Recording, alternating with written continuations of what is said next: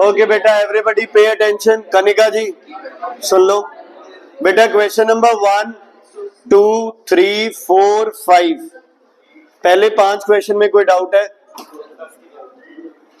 First ही doubt है, if these many electrons flow through a conductor in 2 seconds, find the current flowing through a conductor। सुनो बच्चे, देखो current क्या होता है भाई, सुन लेना। करंट क्या होता है? Total charge upon time. Charge total नहीं गिवन है तो ये होता है n इंटू ई अपॉन टाइम। n गिवन है, e गिवन है और टाइम गिवन है, वैल्यूज पुट कर लेंगे, ये फॉर्मूला लगेगा। ठीक है, ठीक। 6th क्वेश्चन डाउट था बच्चे, क्यों भाई? टाइम निकालना है। करंट इक्वल्स टू ओनिका, हसरत उधर दिखती है आपको एंजल की तरफ?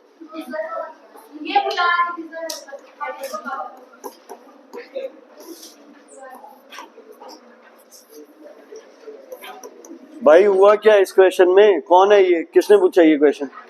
बेटा दिमाग ठीक है तेरा?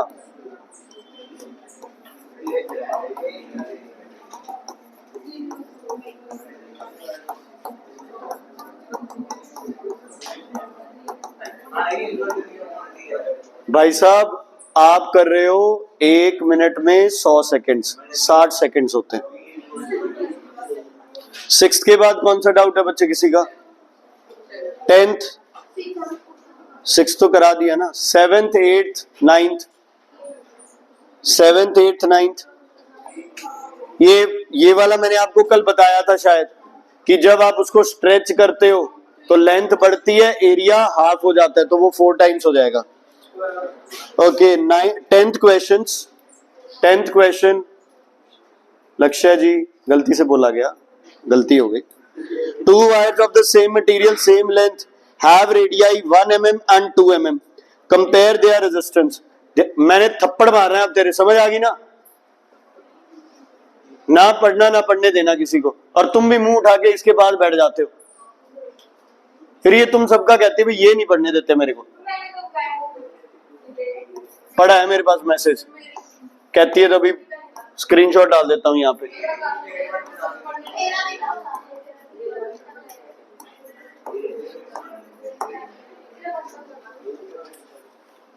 सुनो ध्यान से, आर दे रखा है तुम्हें, एरिया नहीं दे रखा। अगर तुम्हें याद हो मैंने तुम्हें लिखवाया था आर प्रोपोर्शनल टू 1/a, ए की जगह क्या लिखवाया था बच्चे? पाई आर स्क्वायर।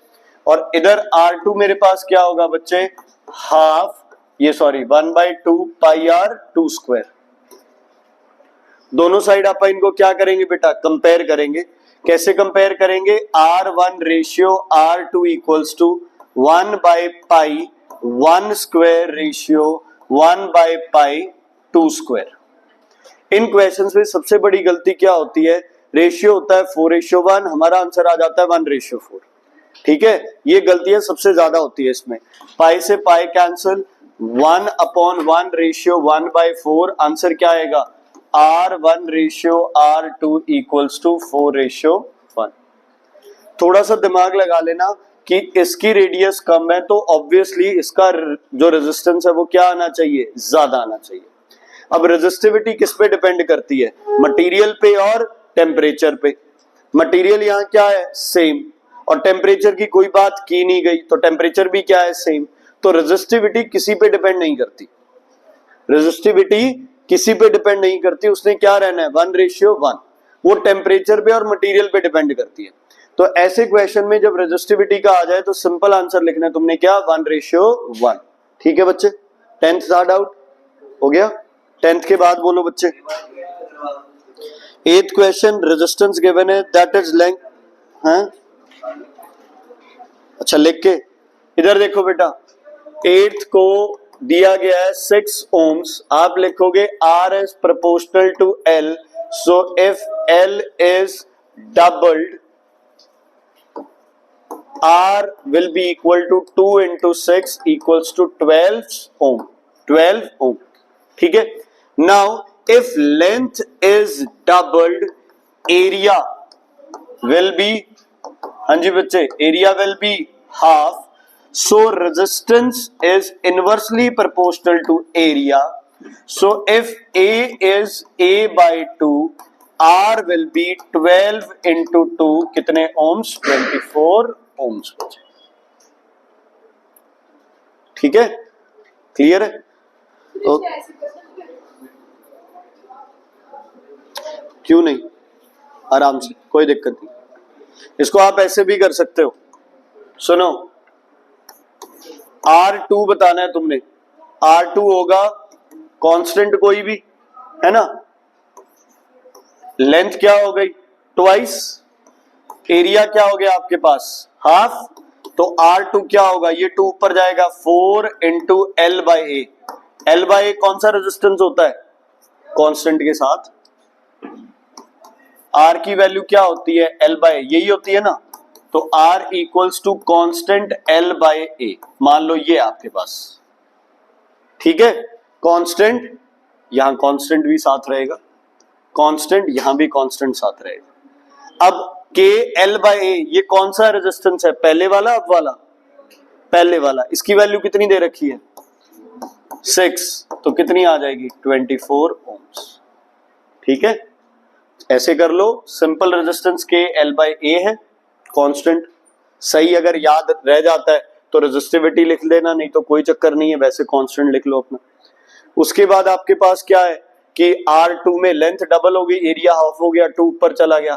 सेम जैसे आप कौन सी में करते थे, काइनेटिक एनर्जी वाले में, कि K L/A तुमने क्या रखा, जैसे हाफ mv² अलग ही रखना है, ऐसे K L/A को अलग रख लो, जो भी आगे फैक्टर आ रहा है उसको कर दो, उतने टाइम्स हो जाएगा। ओके, उसके बाद बच्चे 12th question, a wire of resistance 3 ohms 10 centimeter is stretched to length 30 centimeter assuming that uniform cross section। Same है बच्चे, आपके पास पहला रेजिस्टेंस ऐसे ही कर लेते हैं, ये ज्यादा ठीक है। रेजिस्टिविटी L/A, R2, लेंथ क्या होगी बच्चे? कितने टाइम्स होगी बोलो? लेंथ कितने टाइम्स हो गई? 10 से 30 हो गई, तो क्या लिखूंगा मैं? 3L। लेंथ 3 टाइम्स हो गई और स्ट्रेच किया है। क्या किया? इसको स्ट्रेच किया है, तो एरिया क्या हो गया? नीचे 3, तो R2 आ गया 9 रो L/A। रो L/A की वैल्यू कितनी है? 3, तो आंसर कितना आ गया? 27 ohms। ठीक है, ठीक, चाहे वैसे कर लो, चाहे वो थ्योरी लिख के कर दो। और कोई question? 11th, 2 ohms length 20 centimetre, ये सेम ही तो है बेटा, 2 into 2 4 और उसका भी twice 8। 14th, resistivity of wire of its radius 1 mm length this resistance।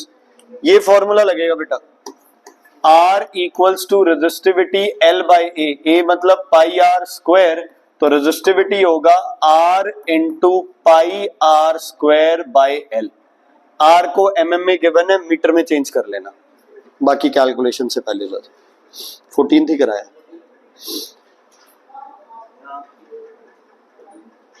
अच्छा, एक वायर है बेटा 30 सेंटीमीटर की, ट्रिपल्ड ऑन इट्स सेल्फ, मतलब R है आपके पास,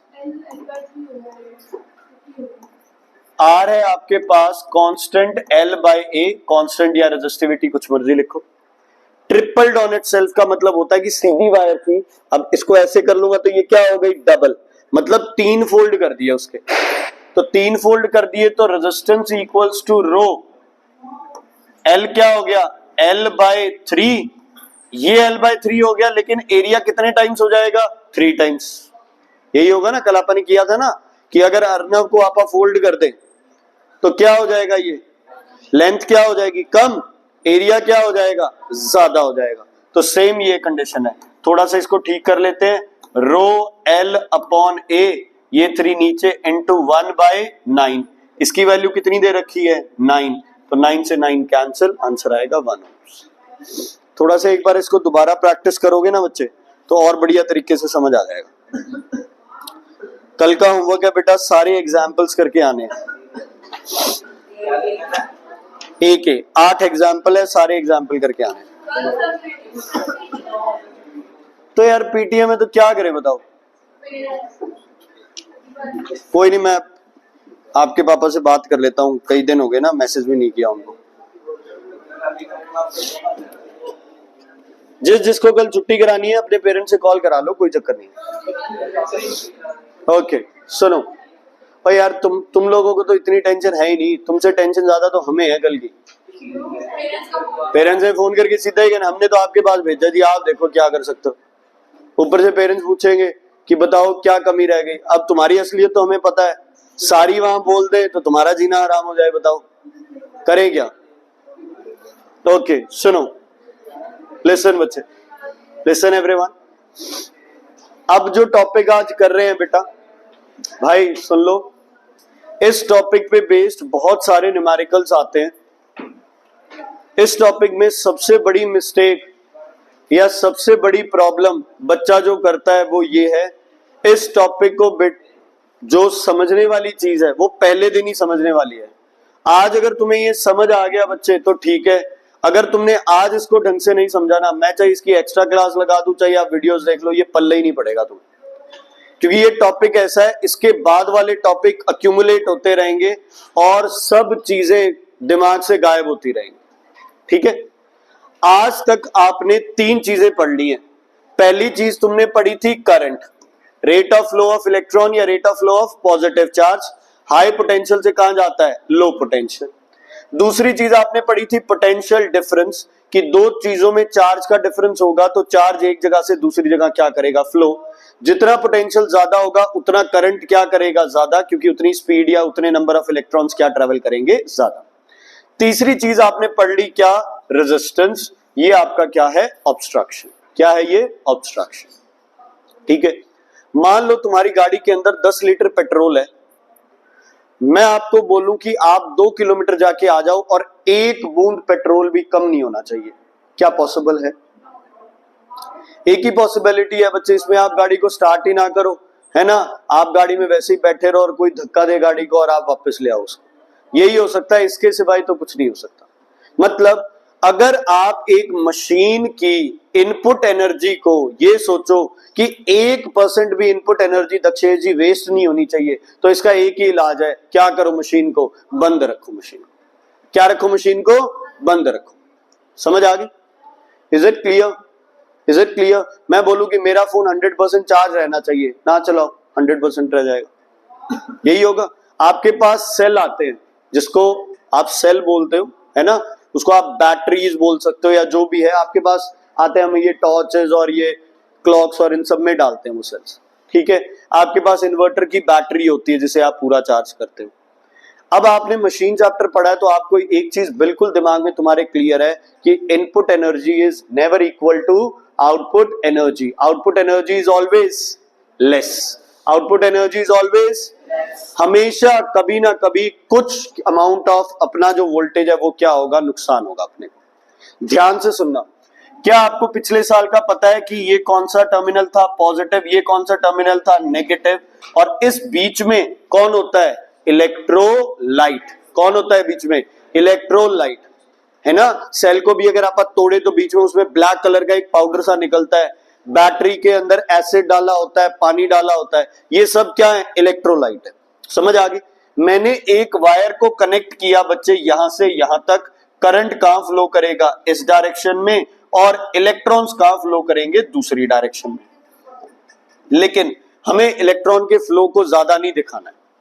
चलो, करंट और इलेक्ट्रॉन क्यों ट्रेवल करेंगे, क्योंकि जो पोटेंशियल का डिफरेंस है, इलेक्ट्रॉन और करंट इस पोटेंशियल के डिफरेंस को क्या करेंगे, बराबर करेंगे। क्या करेंगे, पोटेंशियल के डिफरेंस को बराबर।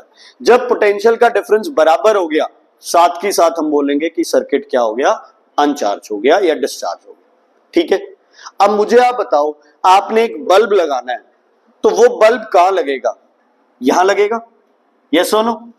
ओके, तुमने एक रोड बनाई, उस पर एक टोल टैक्स लगा दिया, आते जाते गाड़ियां वहां पे पैसे देके जाती है। ठीक है जी, अगर 100 गाड़ी में से 2 गाड़ी कोई साइड वाला रास्ता लेके चली जाए, है ना, मतलब एंटर कितनी गाड़ियां की, 100, लीव कितनी गाड़ियां की, 100, है ना, लेकिन टोल टैक्स सिर्फ कितने का काट पाए आप, 98। आपको फायदा हुआ कि नुकसान हुआ? ठीक है जी, सुनो ध्यान से। इलेक्ट्रॉन हम कह रहे हैं यहां से यहां ट्रेवल करते हैं, क्या यहां से यहां इलेक्ट्रॉन नहीं जा सकते? क्या डला हुआ है इसमें? इलेक्ट्रोलाइट है, दोनों का आपस में क्या है? कांटेक्ट है। तो क्या इलेक्ट्रॉन यहां से यहां नहीं जा सकते? जा सकते। क्यों नहीं जा सकते? यहां से यहां इलेक्ट्रॉन जाने का आपको फायदा है या नुकसान है? नुकसान है। हमें तो इलेक्ट्रॉन को यहां से ट्रेवल कराना है ताकि रास्ते में हम इनका क्या काट ले? टोल टैक्स काट ले इनसे। इनकी एनर्जी का कुछ हिस्सा हम क्या कर ले? यूज कर ले। ये कहते हैं कि हम तो यहीं से इधर आ जाते हैं। अब मान लो ये था आपके पास 220 पॉजिटिव, ये था कितने पे? 0 पे। अगर इधर से आएगा तो सारा 220 न्यूट्रलाइज होगा, लेकिन अगर कुछ इधर से आ गया और कुछ इधर से आ गया तो चीजें क्या हो जाएंगी? गड़बड़ हो जाएंगी। क्या आप इन ट्रेवल करते इलेक्ट्रॉन्स को रोक सकते हो? नहीं, क्योंकि लूप क्या होना चाहिए? पूरा होना चाहिए। सर्किट क्या हो कंप्लीट कभी होता है? जब लूप क्या होता है? पूरा होता है। अगर लूप पूरा नहीं हुआ तो करंट ट्रेवल नहीं करेगा। समझ आ गई? तो किसी भी सर्किट में कोई भी दुकान वाला तुम्हें कहता है कि ये बैटरी ले जाओ, ये 10 वोल्ट की है, क्या वो सही कहता है? गलत? सही कहता। वो मीटर लगाएगा, दोनों तरफ 10 वोल्ट आ जाएगी। आपने घर आके इस बैटरी से बल्ब जलाया, बल्ब के पास सिर्फ कितनी वोल्ट मिलेगी? 8 वोल्ट। ये भी सही है। क्यों? क्योंकि 2 वोल्ट जो थी वो अपनी वेस्ट हो गई यहां पे। ठीक है। अब जब इलेक्ट्रॉन यहां से ट्रेवल कर रहे हैं तो उन्हें रेजिस्टेंस फेस करना पड़ रहा है। तो नवजोत जी, जब इलेक्ट्रॉन अंदर ट्रेवल करेंगे तब भी उन्हें क्या फेस करना पड़ेगा? रेजिस्टेंस। तब भी उन्हें क्या फेस करना पड़ेगा? रेजिस्टेंस। मेन मुद्दा इलेक्ट्रॉन का और करंट का यह है कि जो पोटेंशियल का डिफरेंस आपने क्रिएट किया है, इनको इस पोटेंशियल को क्या लेके आना है? 0। चाहे एक्सटर्नल सर्किट लेके आ जाए, चाहे इंटरनल सर्किट लेके आ जाए। बहुत बार बच्चे आपको ये एडवाइस किया जाता है सर्दी के दिनों में, भाई गाड़ी को अगर ज्यादा दिन तक तुमने खड़ा रखा है घर में तो गाड़ी को 15, 20, 25 दिन बाद एक बार स्टार्ट कर लेना चाहिए 10 मिनट के लिए, ताकि बैटरी चार्ज हो जाए। यार गाड़ी तो यूज ही नहीं की आपने, फिर बैटरी कैसे डिस्चार्ज हो गई? इस मेथड से। समझ आ गई? प्लेट्स है, कनेक्टेड है ना, तो थोड़े थोड़े इलेक्ट्रॉन्स और प्रोटॉन्स, ये पॉजिटिव और नेगेटिव तो नोड कैथोड की तरफ जाते ही रहेंगे। ये प्रोसेस तो हमेशा क्या करेगा? चलता ही रहेगा। सेल है, सेल की एक्सपायरी डेट होती है। अब सेल ने तो एनर्जी स्टोर कर रखी है, आप उसको साल बाद चलाओ या 2 साल बाद चलाओ, इससे क्या फर्क पड़ेगा? फर्क पड़ेगा। रिमोट के अंदर कहते हैं सेल डाल के नहीं छोड़ने चाहिए, चाहे आप उसे ना भी चलाओ तो भी धीरे धीरे क्या करेंगे? वो सेल को कंज्यूम करेगा, because of this internal part, because of this internal part. समझ आ गई? तो ध्यान से सुनना। अगर सर्किट है ओपन, ओपन सर्किट का क्या मतलब समझते हो? सर्किट ऑन है या ऑफ? ऑफ। ये किसने किया?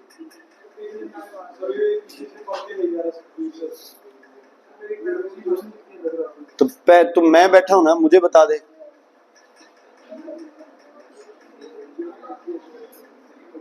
आई तो सुखवीर ने पंगे लिए तो उसके पेन क्यों मारा? तो वो गलती से हो गया तो फिर उसने, चलो।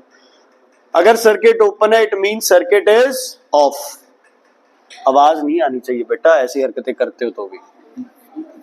इतनी जोर से पता चल रहा है, बता। Close means circuit is on. Please ध्यान रखना ये चीज। अगर सर्किट ओपन है मतलब सर्किट ऑफ है। चश्मा लगा ले बेटा। अगर सर्किट क्लोज है मतलब सर्किट क्या है? ऑन है। समझ आ गई? इनको इंग्लिश के वर्ड्स के हिसाब से नहीं लेना है, इनको प्रैक्टिकली जो इलेक्ट्रिसिटी में वर्ड यूज होता है उस चक्कर में। ठीक है, चल। अगर आपका सर्किट है ऑफ या फिर सर्किट है बच्चे क्या? ओपन, तो जो पोटेंशियल डिफरेंस होगा उसको मैं नाम देता हूं EMF, इलेक्ट्रोमोटिव फोर्स। रिप्रेजेंट करता हूं इसको स्मॉल e से, ऐसे। यूनिट इसका क्या है? वोल्ट। इसकी डेफिनेशन होगी it is the potential difference of the circuit when the circuit is open. जब सर्किट बंद है, जब सर्किट बंद मतलब ऑफ, जब सर्किट ऑफ है उस टाइम जो इसकी पोटेंशियल है वो है ईएमएफ। क्या ये पोटेंशियल मैक्सिमम होगी या मिनिमम? मैक्सिमम, क्योंकि आप काम ही नहीं ले रहे उससे। आपको दुकानदार ने बोला कि इसकी 10 वोल्ट्स है ना, चला के थोड़ी दिखाया उसने, सीधा बोल दिया 10 वोल्ट्स, आप देखते हो हाँ भाई 10 वोल्ट्स लिखा है। मतलब ये जो सेल, ये जो बैटरी है वो अपने ईएमएफ से ज्यादा पोटेंशियल आपको नहीं दे सकती। समझ आ गई? अगर सारे लॉसेस को आप जीरो कर दोगे तो आपको कितनी मिलेगी पोटेंशियल? ईएमएफ जितनी मिलेगी। लेकिन जब सर्किट ऑन करते हो, क्या करते हो बच्चे? सर्किट ऑन करते हो तो आपको बाहर जो मिलती है potential difference in with circuit, external circuit जो मिलती है उसको नाम दिया जाता है टर्मिनल वोल्टेज। क्या नाम दिया जाता है बोलो? Terminal voltage, represented by capital V. बाहर बाहर जो मिल रही है एक्सटर्नल सर्किट ये वाला जो बाहर है, ये यहां से लेके ये एक्सटर्नल है। यहां जो पोटेंशियल मिल रही है उसको बोलोगे टर्मिनल वोल्टेज। जो टोटल थी उसको क्या बोलोगे? ईएमएफ। और जो पोटेंशियल डिफरेंस मिल रही है तुम्हें इन इंटरनल सर्किट, ये अपना लॉस है, इसलिए इसको नाम दिया जाता है वोल्टेज ड्रॉप। क्या नाम दिया जाता है बच्चे इसे? Voltage drop. मतलब सही जो दुकानदार होगा वो बोलेगा कि 120 वोल्ट की बैटरी है सर और 5 वोल्ट का ड्रॉप है, तो टोटल आपको कितना मिलेगा? 115 वोल्ट मिलेगा। ठीक है, क्लियर है? दूसरा कहता है सर हमारी बैटरी में 4 वोल्ट का ड्रॉप है, तो आप किसको सिलेक्ट करोगे? 4 वोल्ट वाली। तीसरा कहता है सर हमारी बैटरी में कोई ड्रॉप नहीं है, 120 वोल्ट है, लिख के देता हूं 120 वोल्ट ही मिलेगी। आपको पता है वो झूठ बोल रहा है, क्योंकि there will be a voltage drop. समझ आ गई? तो ईएमएफ ज्यादा जरूरी है या टर्मिनल वोल्टेज ज्यादा जरूरी है आपके लिए? टर्मिनल वोल्टेज, है ना।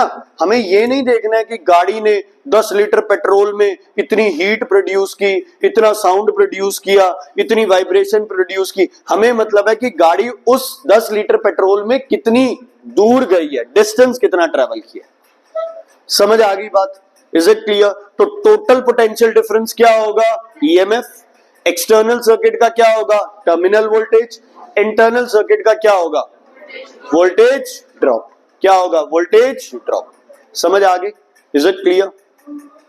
समझ आ गई इतनी बात? ओके, ध्यान से सुनो। क्या मैं लिख सकता हूं EMF is equal to terminal voltage plus voltage drop?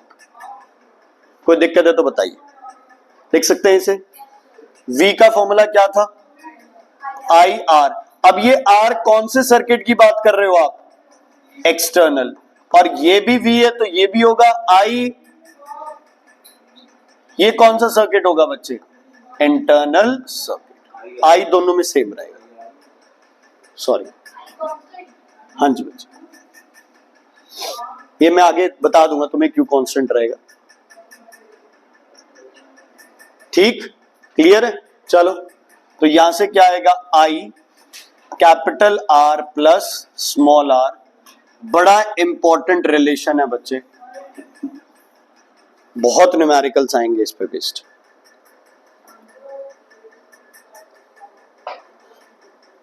ठीक है, क्लियर है? अब प्रॉब्लम आती है पता कैसे चले कि टर्मिनल वोल्टेज है या ईएमएफ गिवन है। मान लो किसी ने कह दिया अ सेल ऑफ 10 वोल्ट्स, तो पता थोड़ी चलेगा भी ईएमएफ है या वी की वैल्यू है, किसकी वैल्यू है। तो देखो बच्चे, ध्यान से लिख लो। अगर आपके पास ऐसे बैटरी बना के इसके पास लिखा है 10 वोल्ट्स और कॉमा लगा के 2 ओम्स लिखा है, मतलब अगर आपको इंटरनल रेजिस्टेंस की वैल्यू गिवन है तो ये 100% तुम्हारी क्या होगी? ईएमएफ। रिप्रेजेंट करने का तरीका है, देख लो एक बार।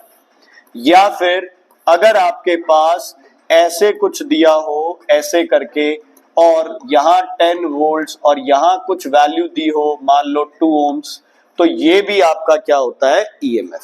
समझ आ गई? मतलब अगर इंटरनल रेजिस्टेंस की वैल्यू दी हुई है सर्किट कह रहा है कि अंदर जब इलेक्ट्रॉन्स या आयंस मूव करेंगे तो उनको आपस में क्या फेस करना पड़ेगा, रेजिस्टेंस। अगर ऐसा कुछ हो रहा है तो ठीक है।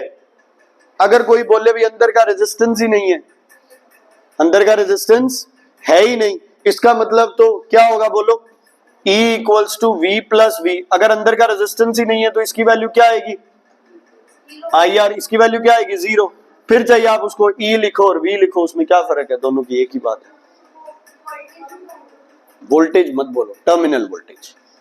अगर इंटरनल रेजिस्टेंस की बात ही नहीं की हुई है तो E लिखो V लिखो कोई फर्क नहीं पड़ता है, तो फिर अलग अलग लिखना पड़ेगा। इसे टर्मिनल ड्रॉप वोल्टेज ड्रॉप हो गया किसको, यहाँ पे टर्मिनल वो दी हुई है इसका आपको कोई यूज है, ये वोल्टेज अपने लिए फायदा है कि नुकसान है, इसने अपने एफिशिएंसी को क्या कर दिया, ड्रॉप कर दिया, इसलिए आप इसे वोल्टेज ड्रॉप कह रहे हैं। नहीं ये कह रहा हूँ ये दिया हुआ क्वेश्चन में 10 वोल्ट की। अच्छा आप कह रहे हो भाई इसको वोल्टेज ड्रॉप क्यों नहीं कहा, ये तो बच्चे सेल की स्पेसिफिकेशंस है ना। मान लो आपको कह दिया जाए कि कोई मशीन दे दी जाए आपको, तो आपको यही बोला जाएगा ना भी इस मशीन में आप इतनी एनर्जी सप्लाई कर सकते हो और इंटरनली इसमें ये लॉसेज रहेंगे आपके, तो आपको टोटल पावर दे दी। जो 2 ओम है वो सिर्फ इंटरनल रेजिस्टेंस है और बाकी सिर्फ सेल का आपको जैसे है ना, कभी भी यार आप जैसे बड़े होगे ना आपको पता चलेगा, बहुत बार है ना प्लस माइनस आता है ऐसे लिखा हुआ कई चीजों को। मान लो आपको कोई कह दे 2 एम्पियर प्लस माइनस 0.1 एम्पियर, मतलब 2.1 भी हो सकता है और 1.9 भी हो सकता है, तो ये एक लिमिट मेंशन कर देते हैं, ठीक है। ये क्या क्या बोला, ओके ठीक है, क्लियर हो गया। टोटल क्या होगी, ईएमएफ हमारे लिए क्या होगी, टर्मिनल, और जो हमारे लिए नहीं है वो क्या होगी, वोल्टेज ड्रॉप। तो जब एक्सटर्नल सर्किट का कुछ निकालना है तो पहले क्या पता होनी चाहिए, टर्मिनल वोल्टेज। इंटरनल का निकालना है तो क्या पता होना चाहिए, वोल्टेज ड्रॉप। टोटल निकालना है तो क्या पता होना चाहिए, ईएमएफ। बाकी मैं न्यूमेरिकल कराऊंगा उससे और क्लियर हो जाएगा, ठीक है जी।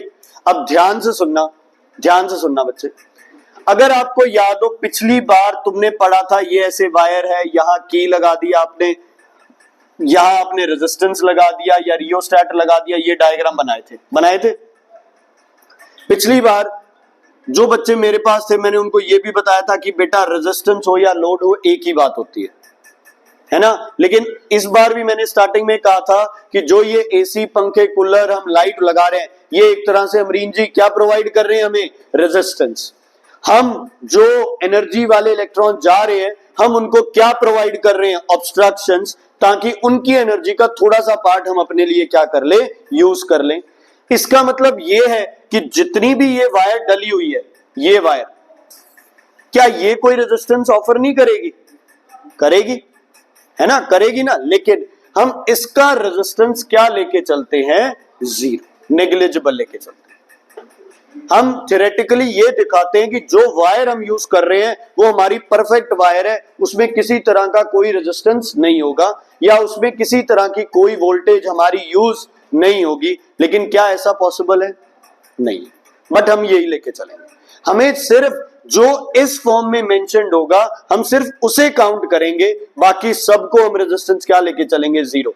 मान लो मैंने यहां एमीटर यूज कर लिया, क्या एमीटर रेजिस्टेंस दिखाएगा कुछ, क्या एमीटर का रेजिस्टेंस होगा कुछ, होगा तभी तो वो जो उसकी पॉइंटर है वो उठा है, नहीं तो उसे एनर्जी कहां से मिलती। गैल्वेनोमीटर लगाओगे क्या उसका रेजिस्टेंस होगा, होगा। वोल्टमीटर का रेजिस्टेंस होगा। लेकिन हम इन सब का रेजिस्टेंस एक तरह से क्या लेके चलते हैं, नेग्लिजिबल। क्या लेके चलते हैं, नेग्लिजिबल। अगर दिया होगा तो हम कैलकुलेट कर लेंगे, नहीं तो हम नहीं करेंगे। समझ आ गई, ओके। अब नेक्स्ट चीज, मैथ्स में पैरेलल और साइंस में पैरेलल थोड़ा सा डिफरेंस है रेजिस्टेंस के केस में, समझ आ गई। मान लो आपके पास, आप जा रहे हो मंडी डब वाली से, बेटा आपको जाना है, एक शहर है यहां पे फतेहाबाद, ठीक है। रास्ते में आपके पास कौन आता है बीच में? सिरसा। ठीक है, एक तो ये रास्ता है। दूसरा रास्ता है आप मंडी डवाली से कालावाली जाओगे, सरदूलगढ़ और वो जाओगे, रतिया जाओगे और वहां से फतेहाबाद आ जाओगे। ठीक है। अब मैथ के हिसाब से ये दोनों पैरेलल नहीं है, रास्ते नहीं है ना। मैथ तो कहता है कि ये ऐसे होनी चाहिए, लाइन ऐसे होनी चाहिए, बीच में एंगल्स ये होने चाहिए 180 डिग्री, ये वो। ठीक है, लेकिन हमारे हिसाब से, साइंस के हिसाब से, ये दोनों रास्ते एक दूसरे के क्या हैं? पैरेलल। एक दूसरे के क्या है? पैरेलल। अगर एक बच्चा इधर से जा रहा है, एक बच्चा इधर से जा रहा है, तो ये आपस में क्या है? पैरेलल है। लेकिन इस रास्ते पे सिरसा फतेहाबाद ये आपस में क्या है? सीरीज है। ऐसे ही कालावाली ये और ये आपस में क्या है? सीरीज। क्या है आपस में? सीरीज। ध्यान से सुनना। मंडी डवाली और कालावाली क्या है? मंडी डवाली और कालावाली, इसके बाद दो रास्ते हो जाते हैं। पहले आप इनको कैलकुलेट करके फिर करेंगे, अदरवाइज अगर ये रास्ता नहीं है तो ये दोनों सीरीज में होगा। सुनो, आपके पास सबसे पहले लिखो बच्चे topic resistance in series. Resistance in series.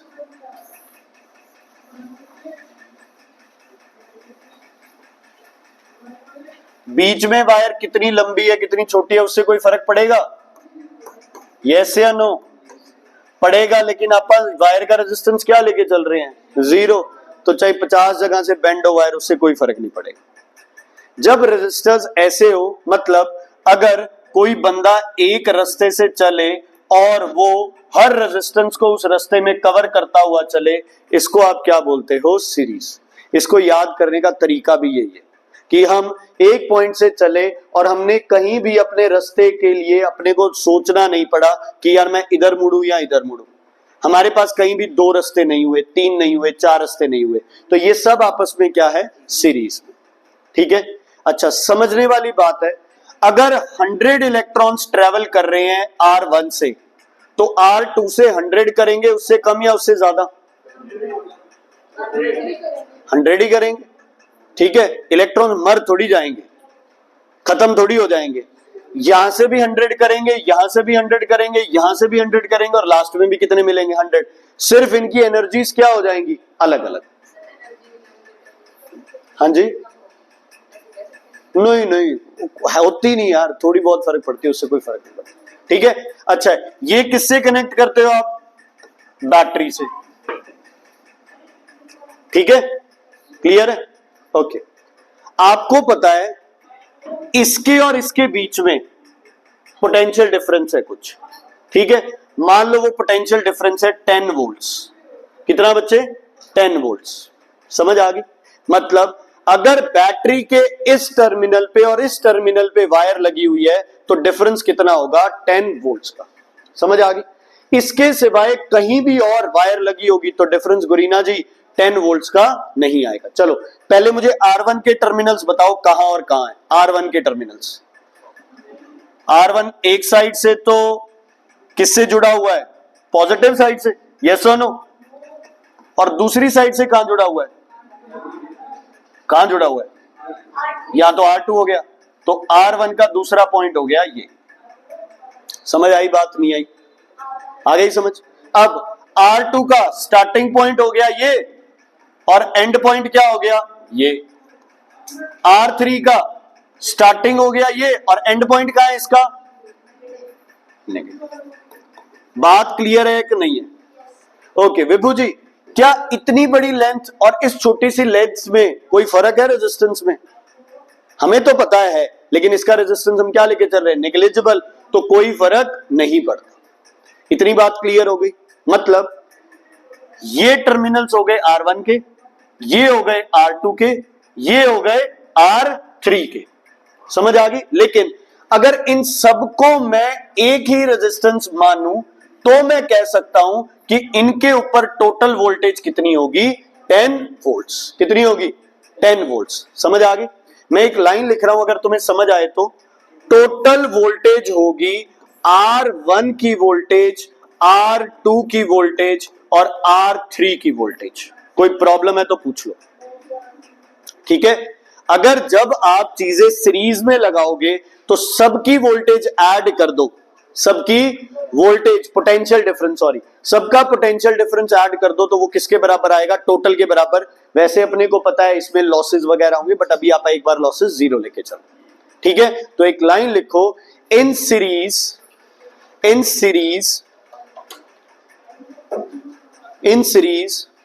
the potential difference of the cell is equal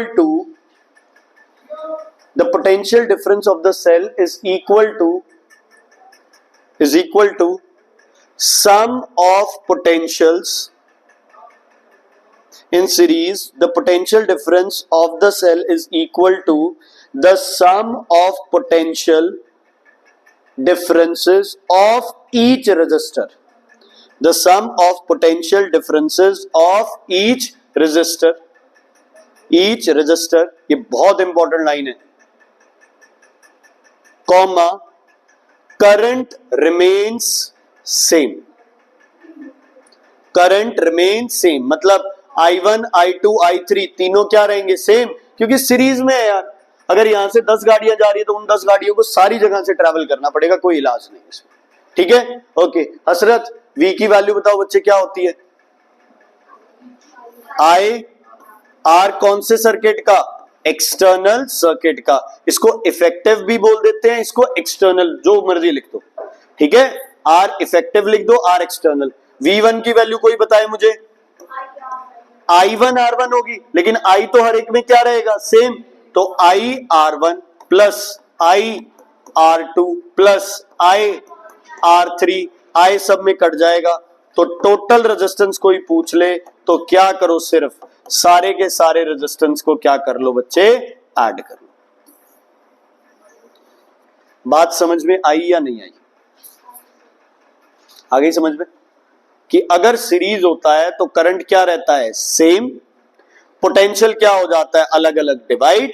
लेकिन टोटल कर लो तो वो क्या आ जाएगा? सम आ जाएगा। मतलब 10 वोल्ट में से यहां कुछ यूज हो जाएगा, है ना, यहां कुछ और यूज हो जाएगा, यहां कुछ और यूज हो जाएगा। अच्छा, आपके हिसाब से अगर R1, R2, R3 बराबर है तो तीनों में पोटेंशियल क्या होगी? बराबर डिवाइड हो जाएगी, ठीक है। अगर R2 बड़ा है तो R2 में पोटेंशियल ज्यादा यूज हो जाएगी। ऐसा नहीं होता कि पहले कौन है बाद में कौन है, यहां पे अभी, ठीक है। इसमें यह होता है कि जिसकी एनर्जी जो ज्यादा रेजिस्टेंस दे सकता है, जहां ऑब्स्ट्रक्शन ज्यादा है, ऑब्वियसली वो एनर्जी क्या कर लेगा? ज्यादा यूज कर लेगा।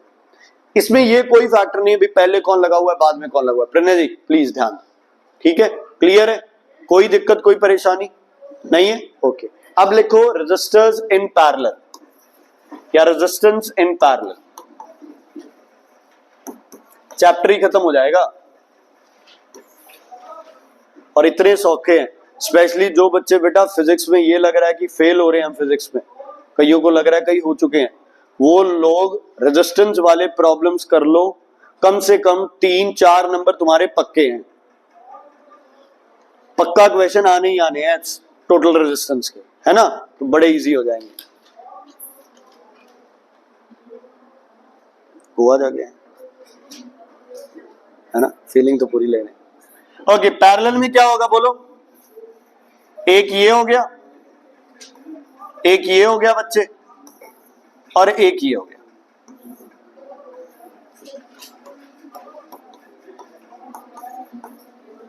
मैंने तुम्हें बताया, ये तो आप ड्रॉ कर रहे हैं, अगर ऐसे बिल्कुल पर वो 180 डिग्री वाला भी कंसेप्ट नहीं है तो कोई चक्कर नहीं है, पैरेलल तो पैरेलल है।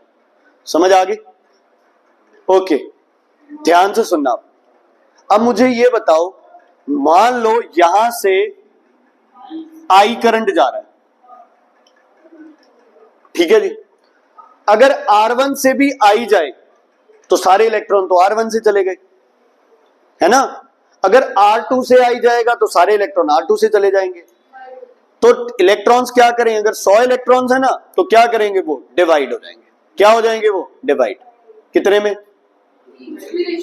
कुछ भी रेशियो हो सकती है, अगर सारे इक्वल है तो इक्वली हो जाएंगे, 33, 33, 34 ऐसे करके कुछ, ठीक है। तो क्या मैं लिख दूं? यहां I1 होगा, यहां I2 होगा और यहां I3 होगा। तो तुम क्या लाइन लिखोगे इसमें, 2-4 लाइनें छोड़ देना, वो सेल बनाएंगे। क्या लिखोगे, in parallel the total current is equal to, क्या लिखोगे, sum of current through all resistors.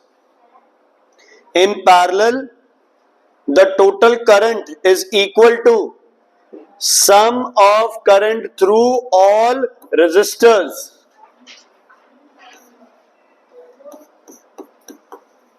sum of current through all resistors। ठीक है बच्चे, क्लियर है, ठीक है। फाइनली यहां आके दोबारा कितना हो जाना इसमें, आए, ठीक। कनेक्ट किससे करें इसको बताओ, सेल से। ओके, थोड़ा सा दिमाग लगाना बच्चे प्लीज। जैसे R2 और R3 को भूल जाओ, R2 और R3 को भूल जाओ, क्योंकि ये रास्ते क्या है, पैरेलल है। कोई बंदा यहां से स्टार्ट होता है, अब उसके पास कितने रास्ते हैं, 3 रास्ते, उसे तीनों रास्ते कवर करने हैं, है ना।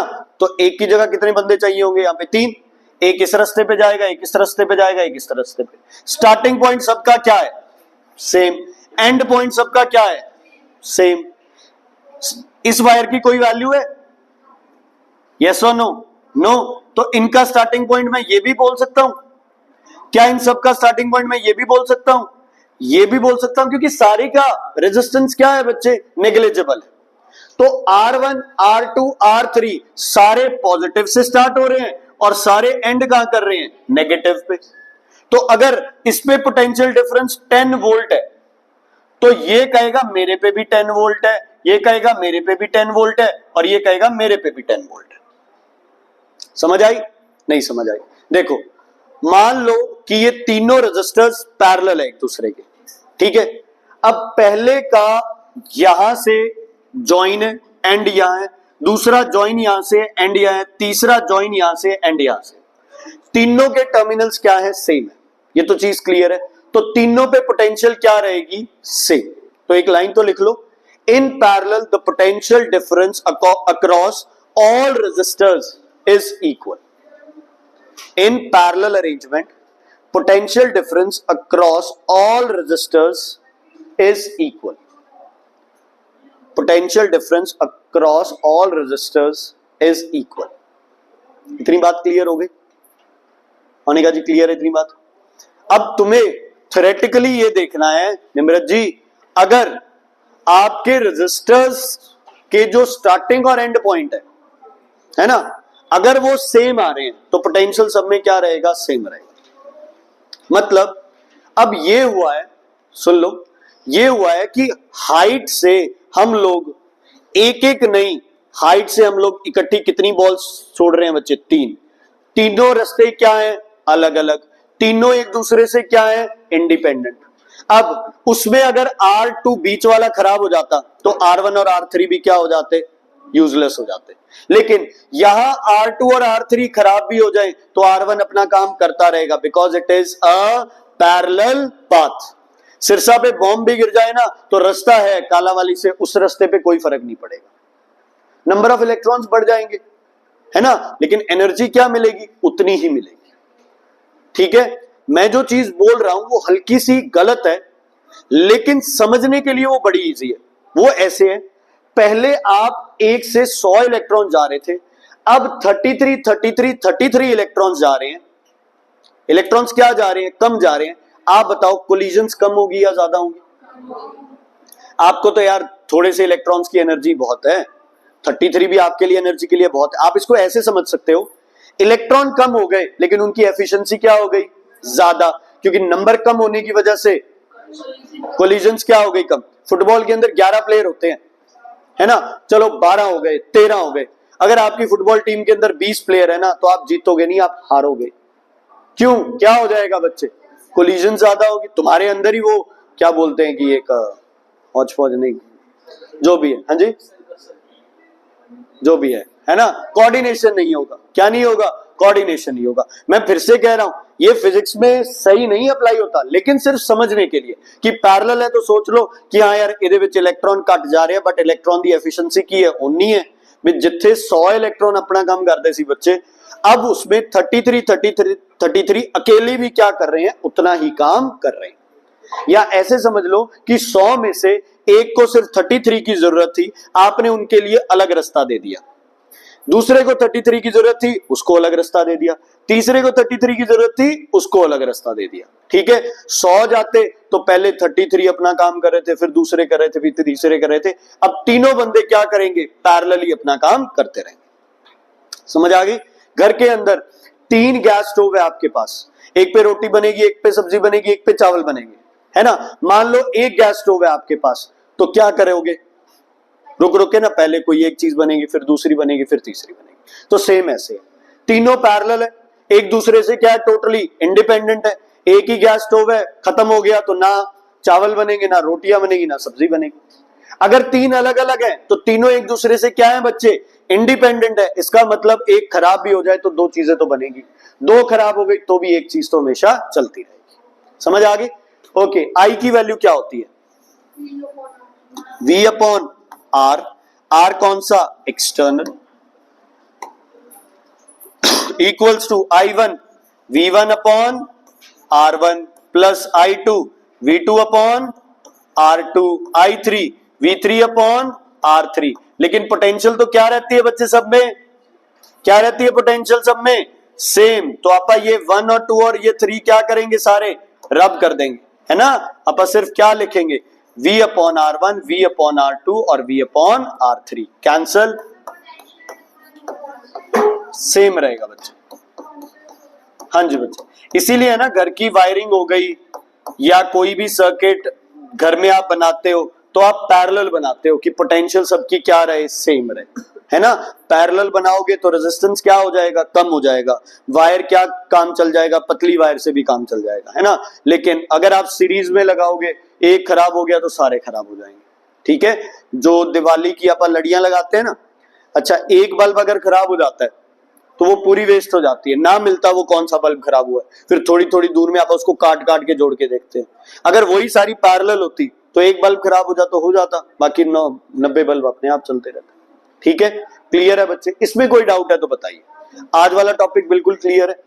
देखो, कोई कंफ्यूजन नहीं क्रिएट करनी, स्कूल में भी सही चल रहा है, यहां भी सही चल रहा है, लेकिन कंसेप्ट आप 10 तरह के पढ़ सकते हो। आप ऑनलाइन उठा लो, आपको पता नहीं क्या क्या और मिल जाएगा। एक कंसेप्ट पे अपना दिमाग सेट कर लो, समझ आ गई? इसमें सही से ज्यादा जो मैटर करता है वो ये चीज मैटर करती है, तुमने उसको सॉल्व करने के लिए अपने दिमाग में क्या सेटअप कर लिया। क्लियर है बेटा? अब कल का होमवर्क है, तुम्हें न्यूमेरिकल्स करके आने हैं, परसों यहां बैठ के अपन ये न्यूमेरिकल्स करेंगे सॉल्व। ठीक है?